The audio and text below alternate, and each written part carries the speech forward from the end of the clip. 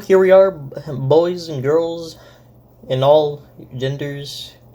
I just got done with recording one of the stupidest videos I have ever recorded in my life.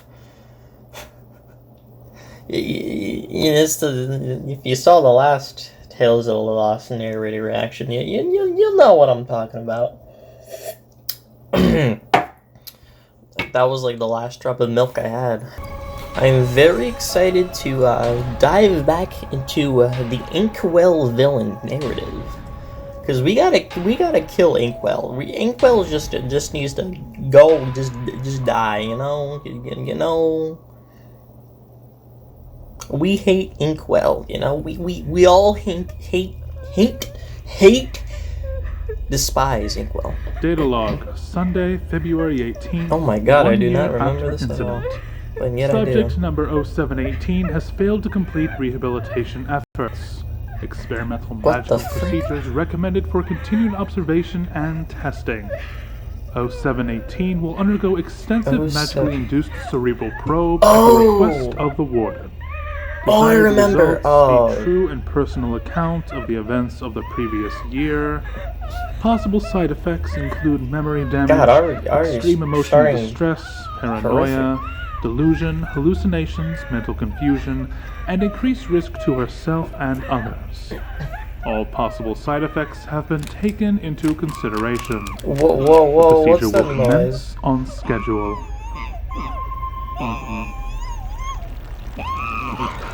Ink, that's it.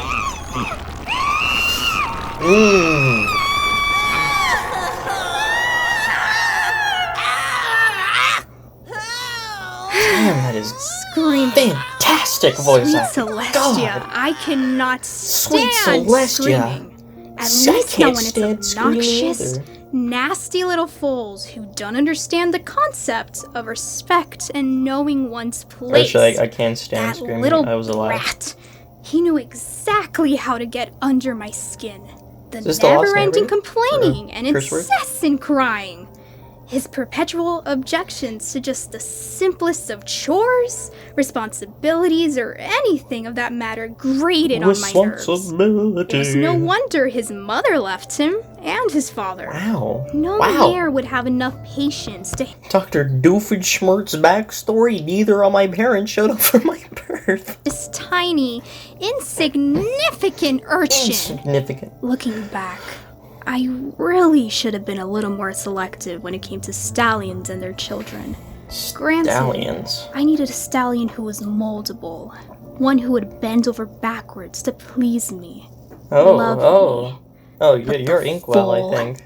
That damn colt. He was a daddy's fool before I entered the picture, and convincing him would be near impossible. This child was just incorrigible. The overcompensation of a single parent can ruin even the best of children. These puns seem to be inconceivable. I stole that from a 5-year-old video. A 5-year-old Splatoon video. And with this spineless stallion and his insufferable hellspawn of a child, Insufferable? I still found them usable. They were only just a means to an end. Playing this little role of family, blending myself into this little backwater town, just to finally find her, my little bird. I was so devastated when she left me. Word. Waking up in the middle of the night. No, that's not a curse her word. Side of the bed completely bare of her presence. Not curse word. My patience running extremely thin as I searched endlessly for her. I would search for her until my hooves were nothing more than bloody, pulpy stumps, until I found the selfish whore. If she hadn't forced me to track her down, I wouldn't be in this situation. Not. I mean, really? A stallion? The very thought is laughable to even the most seasoned of filly foolers. No stallion would ever be able to tame me. I'm not into stallions, I'm not gonna lie. With this shattered shambles of a family, I could have all the time in the world. I could play this card of the perfect little house mare for as long as it took. All that mattered to me was how I can make my little bird fly back to the nest You know, please take everything I say out of context, please. Besides, we all know that a stallion and a foal was the only logical cover. It's the only way a mare can be taken seriously these days, especially being so far away from home. It's sad too, considering the drop in quality of life here. How in Equestria could you even think this was a suitable living situation? Because it is, life was a miserable affront to everything we had back in Canterlot. How could she even want this life? No pony knew who she was here. In Canterlot, she at least had her status as my wife.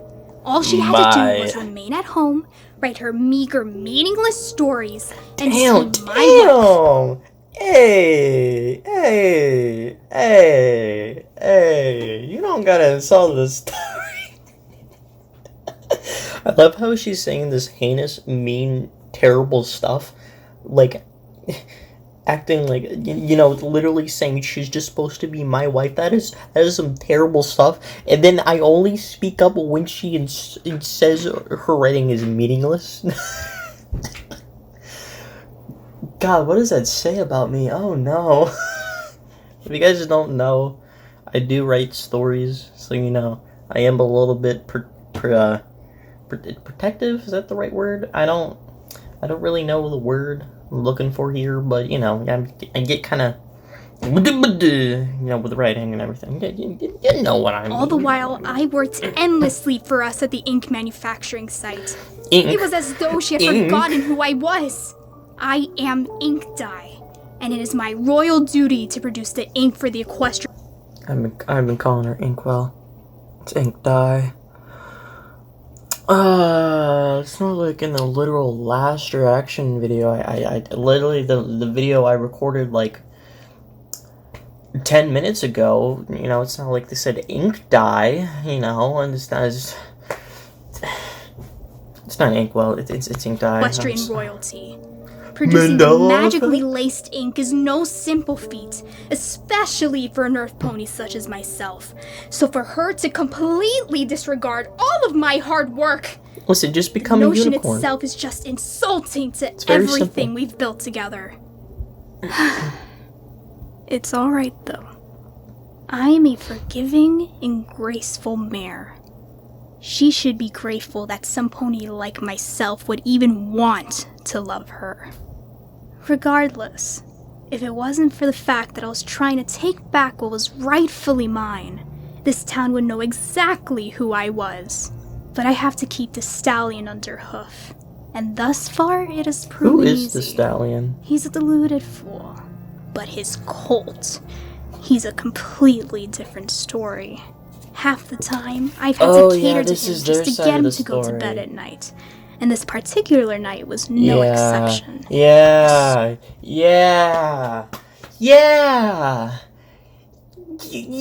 hold on a second.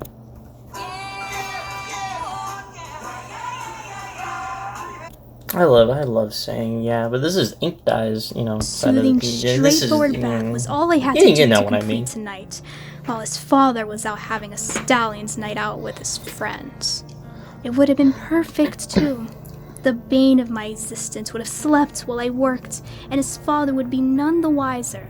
But no, bath time was relatively on par with pulling his teeth. I grabbed the end bit of his tail with my mouth and yanked it as hard as I could towards the bathroom. Quit your thrashing! Do you have to make every bath a struggle? I want a story! I yanked harder, biting down even tighter. It's past your bedtime! Stop pestering and let's just get this over with! I want a story! Bro, finally reaching the edge of the tub, I jerked back, flinging his slim body into the water. I know you got a cold for Christmas. The splashback hit me in the face. I could hear him chuckling as he caught a glimpse of the look on my face. As much as I would have loved to take my hoof to him, the short time I had with my little bird taught me how long lighter coats stain with blood and bruises. Johnny. Patience, Inc. Remember why you are here. Remember that villain. he is beneath you. They all are. I took a deep breath, trying to compose myself. Will you stop fighting me if I tell you a story? The Colt looked up at me, his eyes brightly lit in the dim light of the bathroom. The eager naivety of a child. It's enough to make any respectable pony look gag at the in villain disdain. stance she has. He nodded fervently, finally settling into the water. I has such a begrudgingly villain grabbed the stance. shampoo bottle and poured a generous amount onto the child's head. Why a Using my generous amount? hooves, I began to work the goop into his mane, craving a bubbly froth atop his head. I cleared my throat, irritated by the very weird. thought of having to indulge this wretched child, and began. Once upon a time, there was a little pink bird. A little pink bird. We know exactly this what little that bird little pink had bird no is. one to love it.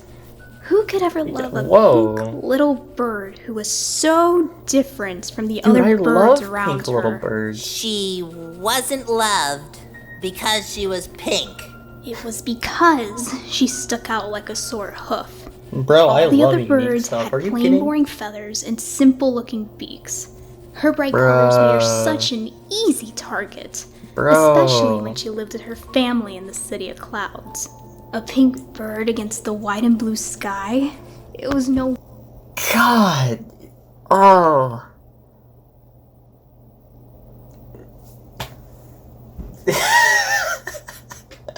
I'm sorry, but they do such a good job of making me hate Ink Dye so much.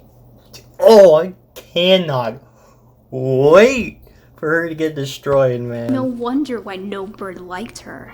Unable to really belong with the other birds in the clouds, she decided that she was finally going to leave her home in the sky, since it was no place for a bird such as herself. However, she had nowhere to go. This pink bird doesn't sound too smart. Oh, she wasn't. She was quite the pink stupid, bird frankly, was very leaving her intelligent. family with nothing to her name, alone and miserable.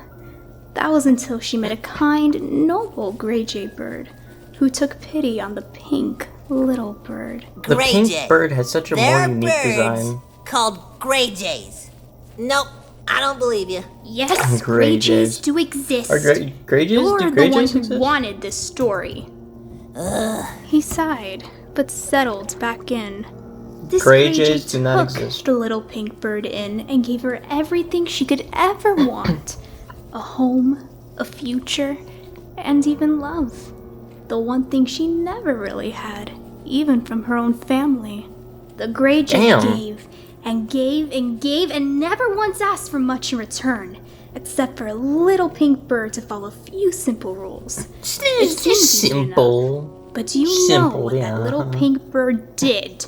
No. She broke those rules. She broke the rules all the time just to spite the gray jay. She even rejected the gray jay's love, even after the gray jay had given up everything just for her.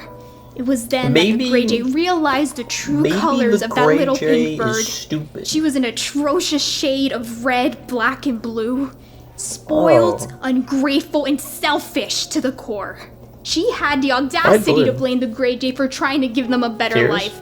But you see, that little pink bird didn't understand how the world really worked. It doesn't matter how hardworking you are, everything can come crumbling down at a moment's notice. Especially when the little pink bird was just so... Listen. That's how mad I am at you. different compared to everyone else. That's why the gray jay had to be harsh to the pink bird. It was to make her a much better bird than she could ever be. She would finally understand how much hard work and love the gray jay had for her little pink bird. I don't like this story, and I don't like birds. However, one day when the gray jay came home from a long, tiring day at work, she didn't find the little pink bird in their nest. She looked everywhere for her. Other birds nested in nearby trees and almost the entirety of the forest. She searched high and low for her little bird, but it wasn't until the gray jay stumbled upon a dingy, dirty, decrepit town that only uncouth, crass, horrible pony... God dang. I mean voice birds. Going crazy. That she found the little pink bird, her little pink bird, nesting with another bird without a single ounce of remorse for what she had done. Ow! I mean, yeah. All of the potential that the Great Jay had nurtured. That pink little bird had shared it with this boring, blood-red bird. It made a complete mockery of everything the Grey Jay had worked for, and it made her very, very, very mad. So much that the Grey Jay had decided she needed to get the little pink bird back. It was only fair that the Grey Jay gave so much of herself. The little pink bird owed the Grey Jay. Magpie belonged to... Magpie? Oh. The little pink bird belonged We got the name drop. Everything would be right in the world if a little tiny bird could just learn her lesson. It's what's fair. It's what's right. Stop it. Oh, you suck at telling stories. The kid cried, splashing me with soapy water so violently it soaked my coat. I could feel the corner of my mouth curl up. Such good build-up, I wanted to retaliate, show this tiny affliction his place. My patience was beginning to wane. I was about to retort my disdain at his ungratefulness when he continued. Why can't you just tell a good story? Curseword's crappy story from today was better than this shit. I can't exactly say what came over me at that moment. That little beast of a bird wouldn't stop.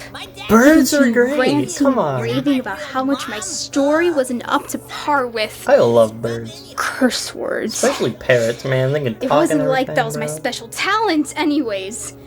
I was an ink supplier, not some simpleton housewife taking care of this dreadful, You're about to impudent become fool. much more than an Not a ink pathetic supplier. storyteller who somehow made a living with such an undignified, sordid career. It was not my job to tell him any kind of stories. It was my job to just give him this godforsaken bath. I grabbed the bar of soap as the lump in my throat began to rise to the top. I was always so careful to never leave a mark on the devil, but for once, I couldn't help myself. We're going I ham. was furious, overwhelmed. Crimson red envenomed my vision as I snatched him by the ear. His screams bounced off the walls of the bathroom as I forced that bar of soap down his little fragile throat. The foamy fizz bubbled up from the corners of his mouth as I held my hook over his precious little snout. I glanced up at a reflection in the bathroom mirror in the distance. The perfect image of a powerful mother and her obedient son. His eyes widened as he struggled to try and free himself from my grasp, but I just clenched his face tighter, refusing to budge. Bathwater dripped down the reflection and my crimson red eye shined back at me. Red? What? I shook my head, shutting my eyes for a brief moment. The mere thought of seeing red in my irises was absurd. I immediately opened my eyes and looked back at my reflection. You could say that death was inconceivable.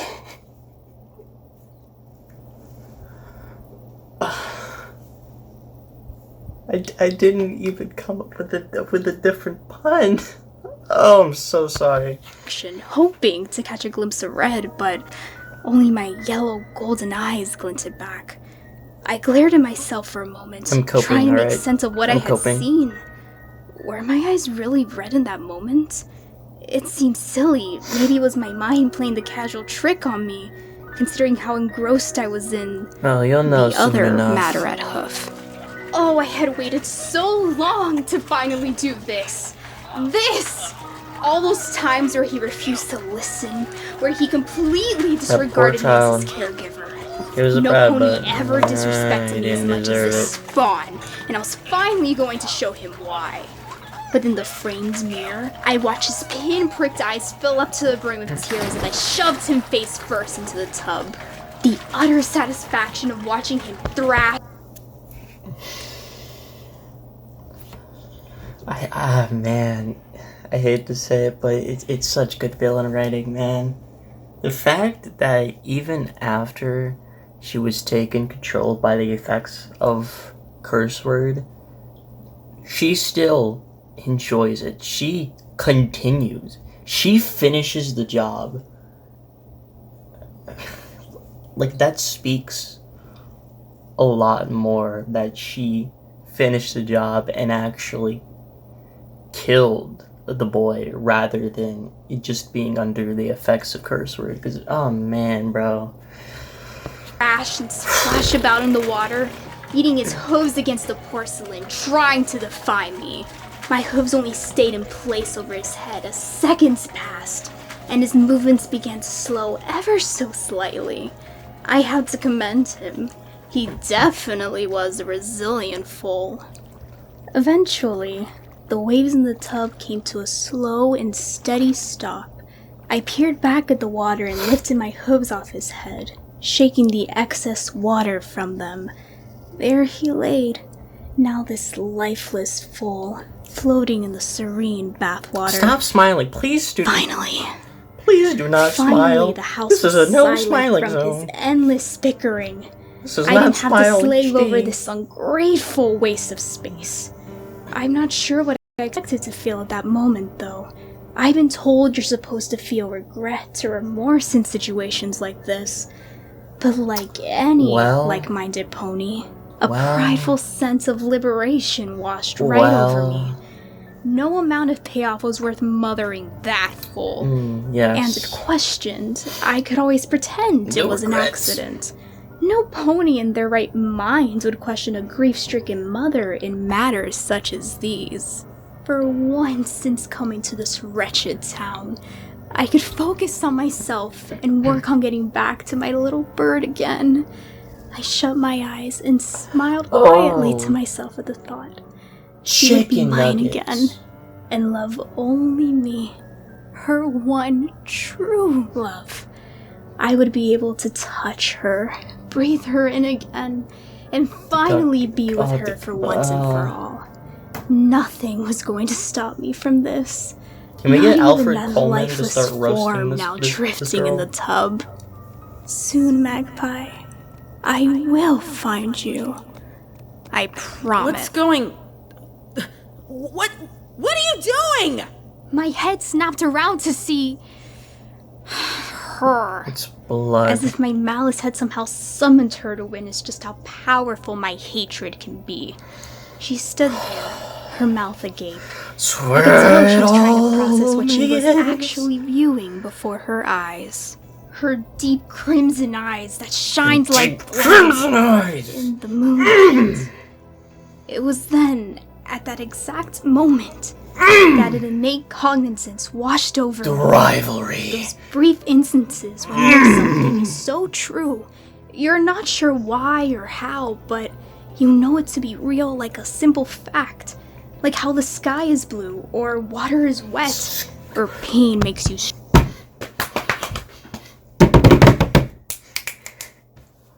Alright, listen. There is a chance I might go down like a 3 to 5 minute rant right now, but I do not care. The whole water is wet thing. Listen. I'm one of those people who firmly believe that water is wet. And it all comes down to a simple, logical reason. Water makes things wet, right? Hear me out here. How can water make things wet if one themselves is not wet in the first place? You know? Imagine you have a dry cloth. You can't make anything wet with a dry cloth. But if you pour some water on the dry cloth and make it damp, make it, dare I say, wet, you put it on a table, and now the table gets wet. Now you might be thinking, well, scientifically you're stupid, but listen, shut up. Then you may also be asking, is ice wet? Now there is such thing as dry ice. So I'm willing to say that ice could be either dry or wet. It just depends on how you look at it. Now you see, since there is dry ice, regular ice has to be wet, because why would they call it dry ice if there's already such thing as dry ice, it just being regular ice? Therefore, ice has to be wet. And if ice is wet, ice is literally just solid water. Therefore, water is also wet.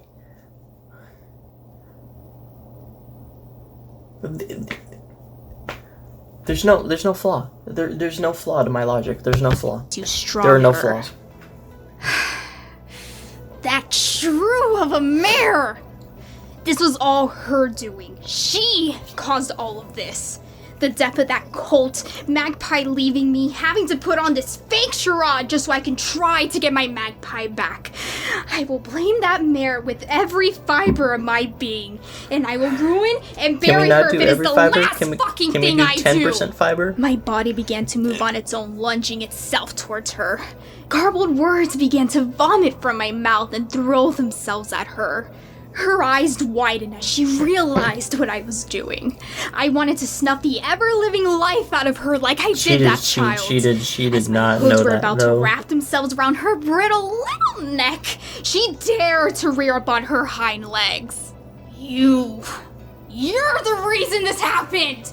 Why the fuck did you make me do this? Ooh. My eyes shut as the cold, wet floor met my face. Dang! I may have underestimated curse word. Just that BAM! Won't happen again. Just BAM! That is what I'm talking about, girl. You get it.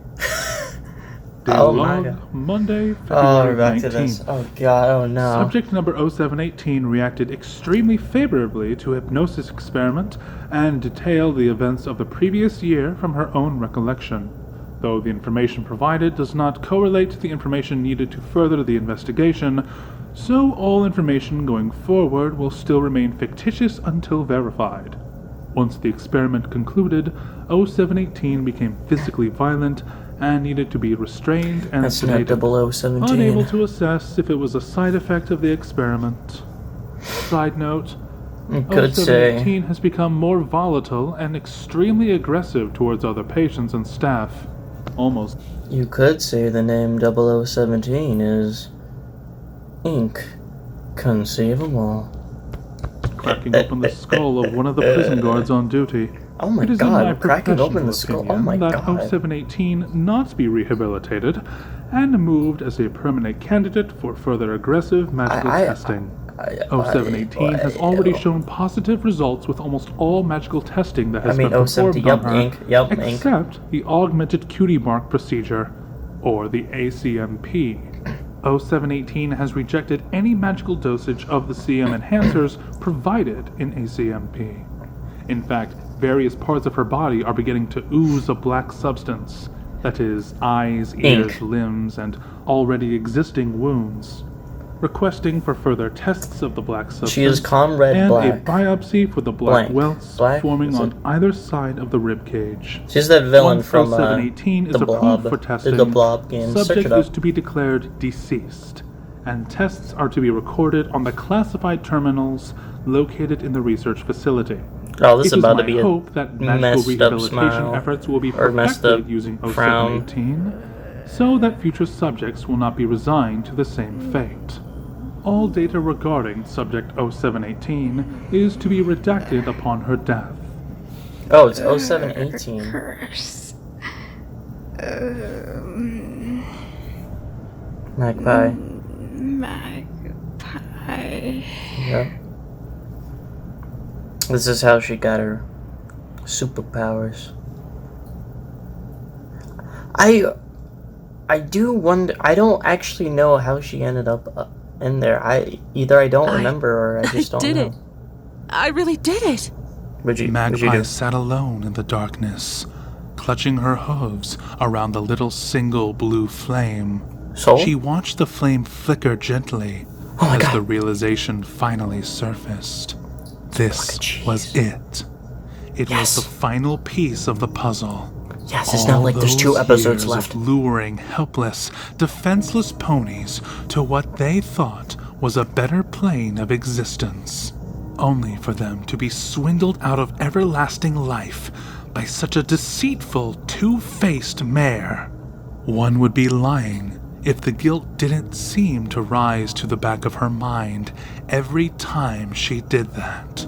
But in this moment, none of that mattered. It didn't matter, bro. We're going home. She was finally going to be able to right all the wrongs, mend all the broken pieces, and restore that mare she loved more than anything. Oh, yes. Magpie slowly got up, grasping the soul in her magic, and began to make her way to the rendezvous point.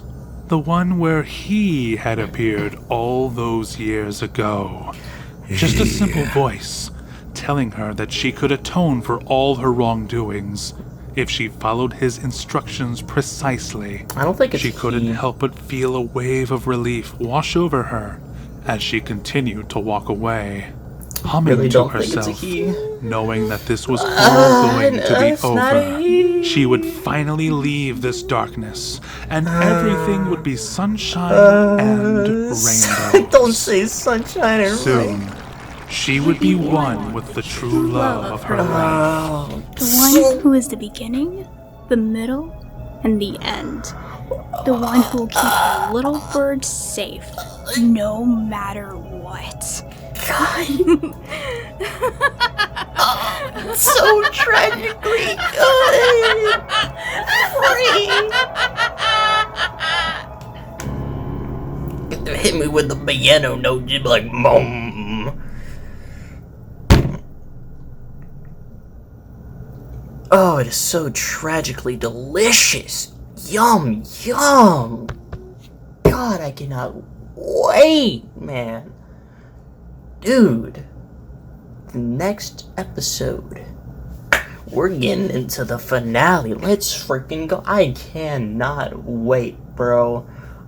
I still remember my first ever reaction to this. Dude, seeing Ink Dye just get beat the freak up, man.